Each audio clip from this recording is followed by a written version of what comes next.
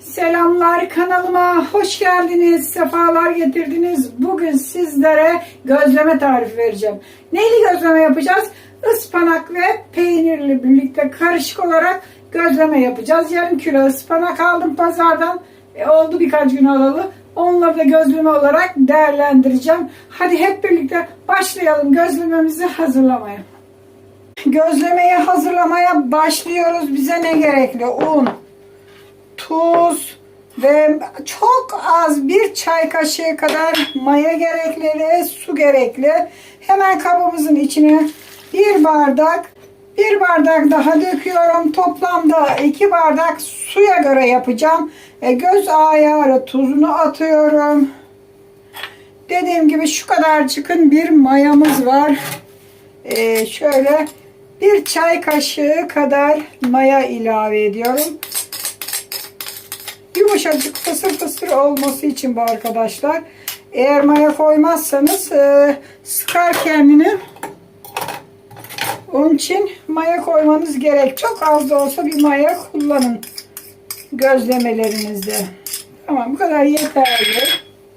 Bakın bir çay kaşığı kadar, fazla değil. Tuzunu verdik. Hemen onun ilavesine geçiyoruz. Şöyle çırpıcıya aldım, o maya bir dağılsın. Dondurucudan çıkardım gerçi, çok az sert gibi. Evet, üzerine şimdi un döküyoruz. Şu tuzu kaldıralım buradan.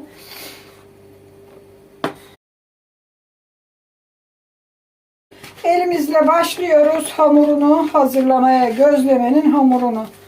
İlk önce hamuru hazırlayalım. Hamurumuz şöyle bir dinlensin, kendini salsın. Onun için hamuru önce hazırlayacağız.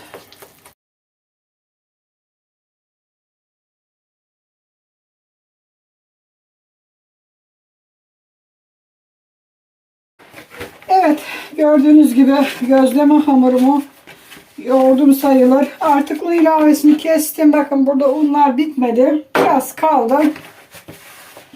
Şimdi böyle elimle iyice bakın yoğuruyorum. Şu maya kısmına elimizin yoğuruyoruz. Kabımızın da içindeki tüm hamurları böyle toparlıyoruz ve içine aldırıyoruz. Evet, gördüğünüz gibi hamurumuz hazır oldu. Şöyle ele yapışmaz homojen bir hamur elde ettik. Tamamdır. Bu hazır. Şimdi bu hamurun dinlenmesi lazım. Biraz dinlendireceğiz. Onu bir kenara alalım. Üzerine bir kapak kapattım. Şöyle kurumaması için. Şimdi hemen ıspanakları temizlemeye geçelim. Evet, şöyle yarım kilo ıspanağım var benim. Bunlar çarşamba günü alındı. Bugün günlerden pazar, yani perşembe, cuma 4 gündür duruyor arkadaşlar.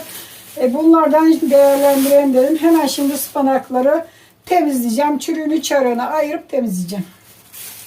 Hemen başlıyoruz ıspanaklarımızı temizlemeye. Dediğim gibi birkaç günlük ıspanak, onun için biraz çürük çarık fazla var arkadaşlar. Hemen tepsimin içine o ne varsa temizleyeceğim. Şöyle yapraklarını alacağım. Kötüleri atacağım tabii ki de. Bu şekilde temizliyoruz.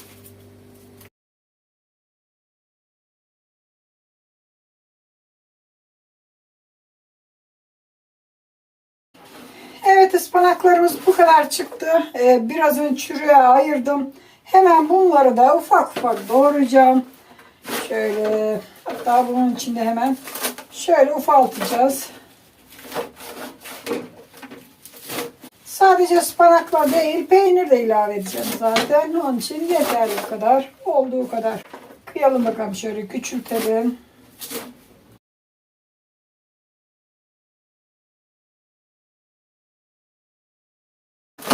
Tamamdır. Ispanaklarımızı güzel bir kıydık. Şimdi bol suda yıkayalım. Gübürü, sabırı, çürüğü, çarığı temizlensin. Hemen yıkayalım.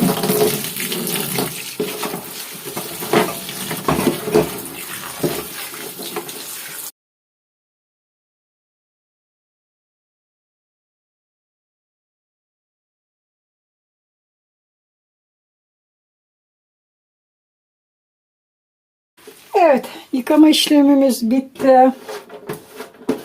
5 su yıkadım arkadaşlar. Bakın bu şekilde de sıkarak artık işlemi bitiriyorum.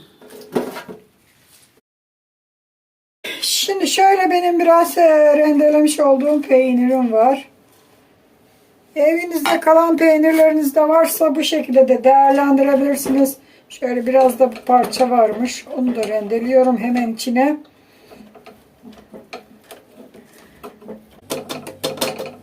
Bakın şimdi böyle peynirleri rendeledik. Şöyle biraz daha buldum. Bakın kesik peynirler. Hemen onları da yapabilirsem. Bunlar kalan azar azar olan peynirler. Hemen onları şöyle bıçakla biraz daha küçültelim. Bunun içine tuz atmayacağım. Peynirlerimizin birazı tuzlu. Şöyle yeterli. Bu kadar.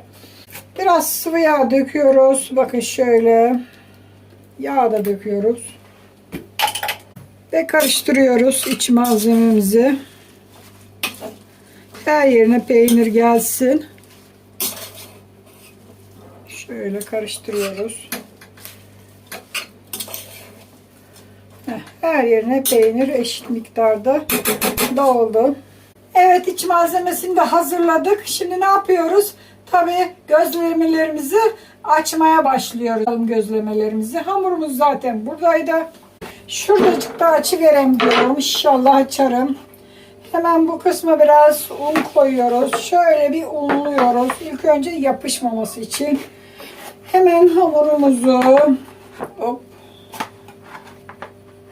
alıyoruz.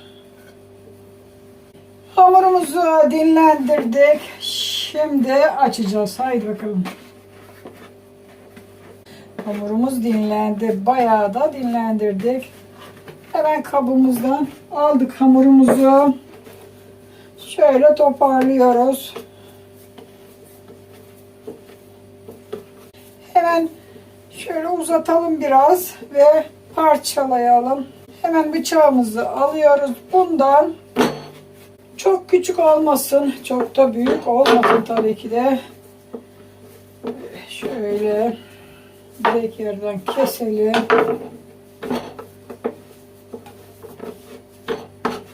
Bundan da 3 de bundan tahminim 6 tane gözleme yapacağız arkadaşlar. Şöyle 1, 2 ve 3. Bu şekilde gözlemeler hazırlayacağız. 1, 2 ve 3. Toplamda 6 tane gözlemeyi açacağız. Hemen hamurları şöyle elimizle toparlayalım. Bakın bu şekilde toparlıyoruz ki düzgün olsun.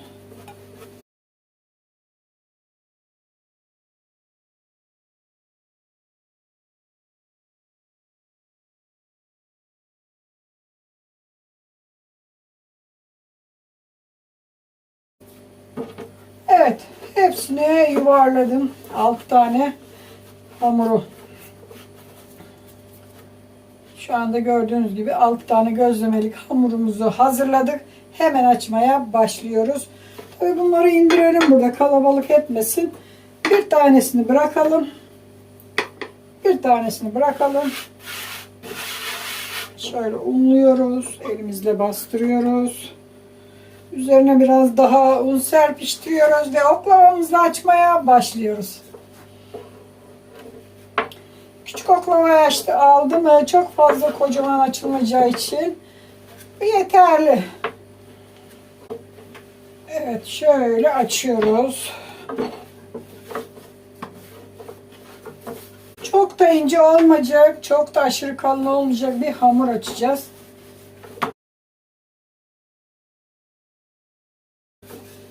Evet, şöyle gösterelim. Şöyle bir hamur açıyoruz arkadaşlar. Gözleme hamuru. Şimdi hazırladığımız o iç malzememiz burada. Bunu 6 tane hamura pay edeceğiz. Şöyle ben elimle hemen alıyorum. Şöyle, hani bunu böyle diri durduğuna bakmayın. Bu zaten pişecektir. Çok kolay bir şekilde. İstediğiniz başka bir baharat varsa tabii ki de ilave edebilirsiniz. Ama peyniri, ben soğan falan sevmiyorum böyle peynirlerin içinde. Onun için soğan rendelemedim. İsterseniz soğan da rendeleyebilirsiniz tabii ki de. Evet, bu şekilde hazırladık. Hemen şimdi kapatıyoruz. Bakın böyle. Kapatıyoruz. Şöyle bir kesici aletiniz varsa bununla, yoksaydı da böyle elinizle bastırarak bu gözlemeyi hazırlayabilirsiniz. Bakın şimdi bunu böyle keselim. Hemen kenar kısmından yapışması için. Hop. Şu şekilde bu parçaları tabi bildiğiniz gibi topluyorum. Daha sonra bunlardan da hamur olarak değerlendireceğiz. Şöyle gösterelim. Gözlemelerimiz bu şekilde olacak. Hadi bakalım. Şimdi yaptığımızı hemen şöyle tepsimin içine koyacağım. Burada yer yok çünkü.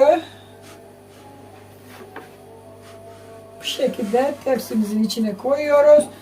Ve gözlemelerimizi hazırlamaya devam ediyoruz.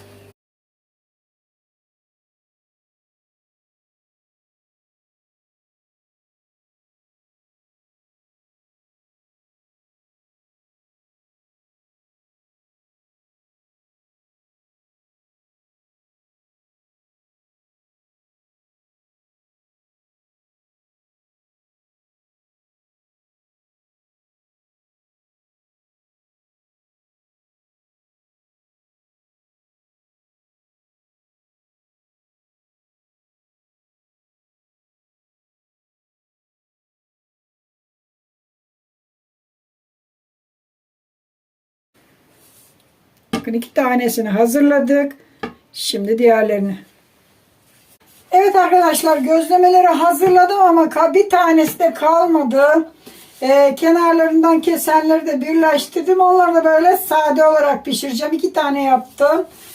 Burada da 5 tane gözlememiz var ve ıspanaklarımızı yediremedik. Olsun. Olsun. Bunlar da sade oluversin. Hiç sorun değil. Öyle de yenir, öyle de yenir.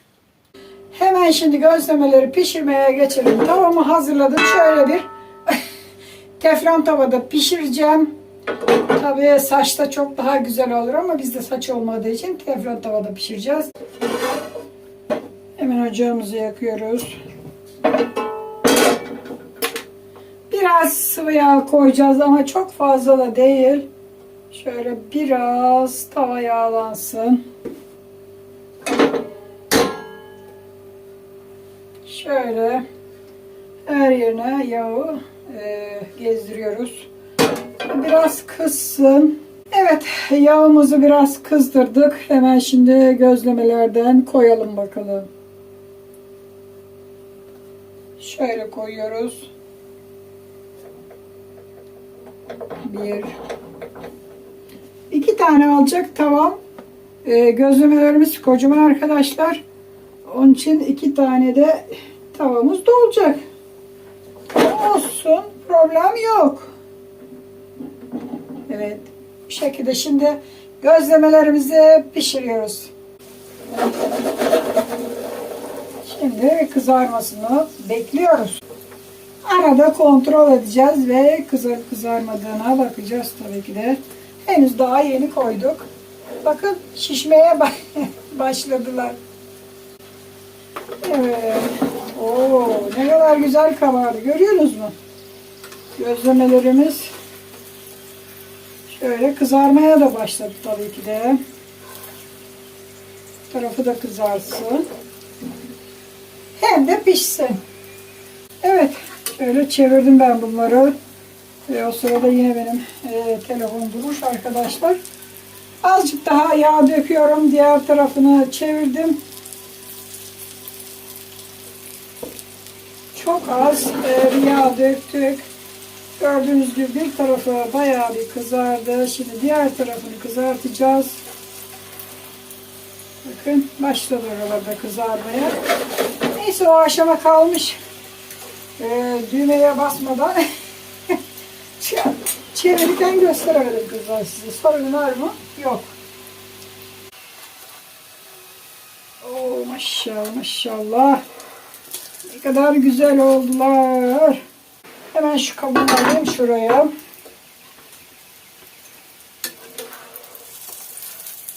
Bakın bu pişti. Bunu hemen çıkarıyoruz. Yerine bakalım. Birazcık bu daha dursun. Ve bir tane daha buraya koyabiliriz. Ama birazcık yine yağ dökeceğiz. Çok fazla değil. Hazır olanlardan bir tane daha koyuyoruz buraya. Evet, bu da pişmiş. Hemen bunu da alıyoruz. Şimdi diğerlerini pişireceğiz. Bu şekilde. Evet. Tamam. Hadi bakalım siz de kızarın.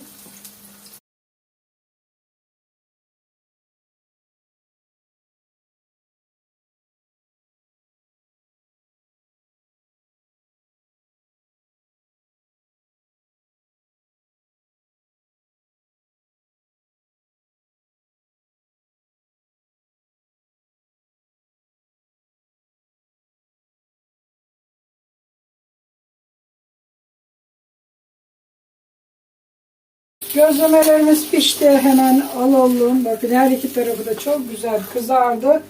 Şimdi biraz yağ döküyorum. 2 tane boş vardı ya gariban. Onları pişirelim arkadaşlar. Bunlara kalmadığı için ıspanak bunları boş olarak hazırlıyoruz. Bunlar da böyle olsun. Evet, bunlar da böyle. Her türlü yenir.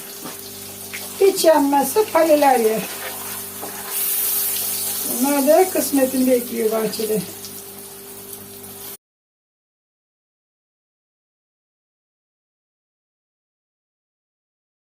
Gördüğünüz gibi bu da kızardı. Ocağımızı kapatıyoruz. Evet, şöyle gözlemelerimizi gösterelim. Üf, elim yandı. Ne kadar sıcak olduğunu, güzel olduğunu kendi gözlerinizle görün. Şu anda gözlemelerimiz hazır. Tabii ki de servisini hep birlikte yapacağız ve tadına tuzuna bakacağız arkadaşlar. Biraz soğusun. Gözlemelerimiz şu anda hazır. Soğumasını bekliyoruz. Hep birlikte servisini yapacağız arkadaşlar. Şöyle gösterelim. Bunlar içi boş olanlar. Bunlar da ıspanaklı ve peynirli olanlar arkadaşlar. Evet, gözlemelerimizin hemen tadına bakalım hep birlikte nasıl olmuş. Bir tanesini koparacağım, parçalayacağım arkadaşlar. Şöyle alalım. Bunun içine bir tanesinden parçalayacağım. Gördüğünüz gibi. Şöyle gösteriyorum. İyi bakın. Öf, öf, öf. Ay hala sıcak. Öf. Şöyle. Ispanakları görüyorsunuz, içinde pişmiş. Gördünüz mü? Çok güzel pişmiş. Peynirleri erimiş. Ama hala sıcak tabii. Hemen tadına, tuzuna hep birlikte bakıyoruz. Hadi bakalım. Şöyle katlıyoruz. Tabii yanına içecekle birlikte yiyebilirsiniz. İçecek olur, çay olur, ayran olur. Hangini isterseniz, hangini münasip görürseniz onunla yiyin. Ama bu şekilde de çok güzel.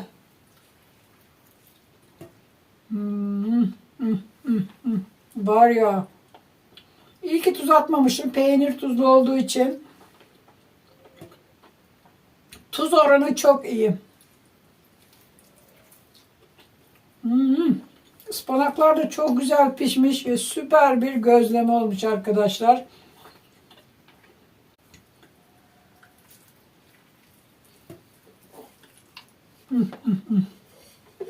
Süper. Aşırı lezzetli.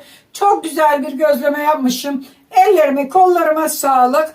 Tabii ben size her aşamasını ayrıntılı bir şekilde gösterdim. Hemen siz de bu gözlemeyi yapabilirsiniz. Sadece ıspanaktan değil, patatesten yapabilirsiniz. Sadece peynirli olarak yapabilirsiniz. Aklınıza ne gelirse içine iç malzemesi olarak koyabilirsiniz. Bu tamamen size kalmış. Hadi bakalım. Videomu burada bitiriyorum. Her zaman olduğu gibi ne diyoruz? Kanalıma abone değilseniz abone oluyorsunuz. Aboneyseniz de bildirimleri açmayı unutmuyorsunuz. En güzel videolarımdan hemen haberiniz olsun. Ayrıca hip sekmesinden de videolarıma puan verebilirsiniz. Hadi hoşça kalın. Kendinize iyi bakın. Sağlıcakla kalın.